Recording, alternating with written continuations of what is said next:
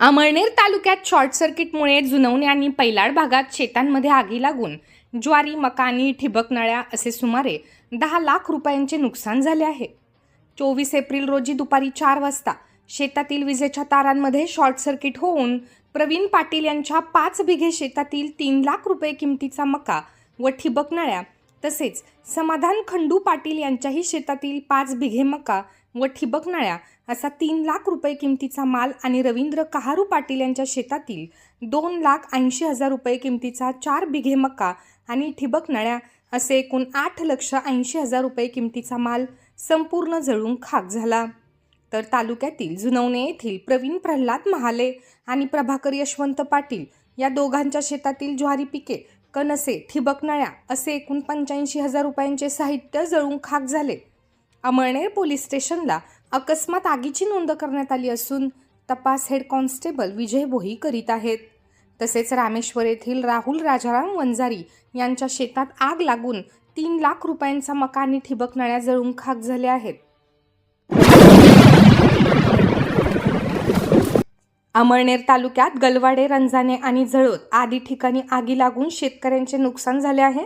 अग्निशमन दलाच्या प्रयत्नाने रंजाने येथे मक्याचे शेत वाचवण्यात यश आले आहे. 26 रोजी दुपारी संजय हरचंद पाटील यांच्या शेताला आग लागून 60 ते 70 क्विंटल मका आणि 40 गुंठा जमिनीच्या ठिबक नळ्या आदी साहित्य जाळून खाक झाले. मारवड पोलीस स्टेशनला अकस्मात आगीची नोंद करण्यात आली असून तपास हेड कॉन्स्टेबल मुकेश साळुंखे करीत आहेत.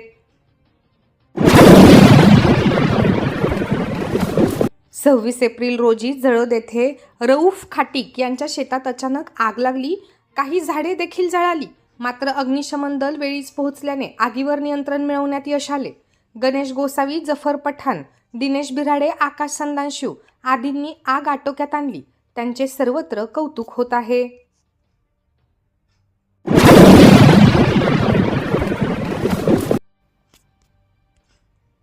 गौमतेला तिचा सन्मान मिळवून देण्यासाठी गौ सन्मान आव्हान अभियान अंतर्गत गौ सन्मान रॅली सोमवारी 27 एप्रिल रोजी अमळनेर शहरात हिंदू समाजाचे साधू व संत यांच्यासह शेकडो गोसेवकांच्या उपस्थितीत पार पडली. गौमाता राष्ट्रमाता घोषित करा या मागणीचे हजारो गोसेवकांच्या सह्या असलेले निवेदन प्रशासनाच्या वतीने भारताचे पंतप्रधान व राष्ट्रपतींना तसेच महाराष्ट्र राज्याचे मुख्यमंत्री व राज्यपालांना देण्यात आले. गौ सन्मान आव्हान अभियानतर्फे या रॅलीचे आयोजन करण्यात आले होते. सकल हिंदू समाजाचे शेकडो गोसेवक यावेळी उपस्थित झाले.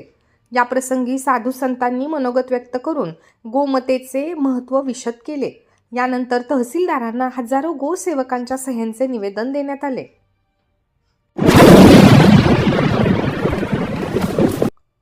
अवैधरित्या वाळू वाहतूक करणाऱ्या ट्रॅक्टरला पकडून पोलिसांनी वाळू व ट्रॅक्टरसह सुमारे 4 लाख रुपयांचा मुद्देमाल जप्त केल्याची घटना 25 एप्रिल रोजी पहाटे 2:15 वाजण्याच्या सुमारास पातोंडा गावाजवळ अमळनेर रस्त्यावर घडली. पोलीस निरीक्षक दत्तात्रय निकम यांच्या मार्गदर्शनाखाली पोलीस उपनिरीक्षक शरद काकळीज, हेड कॉन्स्टेबल मिलिंद सोनार, हेड कॉन्स्टेबल कैलास शिंदे, विनोद संदानशिव पेट्रोलिंग करत असताना त्यांना समोरून येणारे ट्रॅक्टर क्रमांक MH19 AP 8832 याच्यावर निलेश रूपचंद बारेला हा बेकायदेशीररित्या वाळू वाहतूक करीत असताना अडवला. त्याच्याकडे पोलिसांनी परवाना मागितला तर तो त्याच्याकडे नव्हता.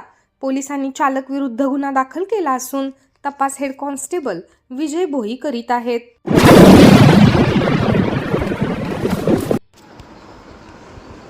साने गुरुजी विद्यालयाच्या विद्यार्थ्यांनी NMMS परीक्षेत घवघवीत यश संपादन केले आहे.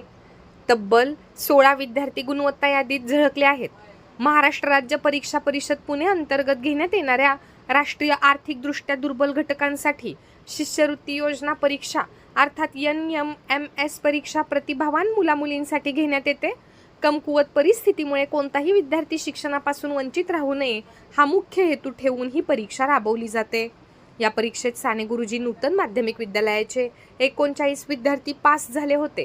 तर निवड यादीत साने गुरुजी नूतन माध्यमिक विद्यालयाचे 15 विद्यार्थ्यांची निवड झाली आहे. पाटील मोहित रमेश, पाटील शिवम मनोहर, पाटील विराज दीपक, शिंदे गोपाल किशोर, पाटील दीपांशु योगेश, शिंदे पियुष अरुण, पाटील शिवम देवीदास, ठाकरे ललित सुनील, पाटील चाणक्य प्रशांत, पाटील मनन राकेश, महाजन नरेश चंद्रकांत, शिंदे पुष्कर विनोद, सोनवणे हर्षल प्रदीप, पाटील भार्गव महेंद्र, खंगार पूरब राजू अशी यशस्वी विद्यार्थ्यांची नावे आहेत. यातील प्रत्येक विद्यार्थ्याला इयत्ता 9वी ते 12वी पर्यंत दर महिन्याला 1000 रुपये असे एकूण 48,000 रुपये मिळणार आहेत. डी.ए. धनगर यांनी मार्गदर्शन केले.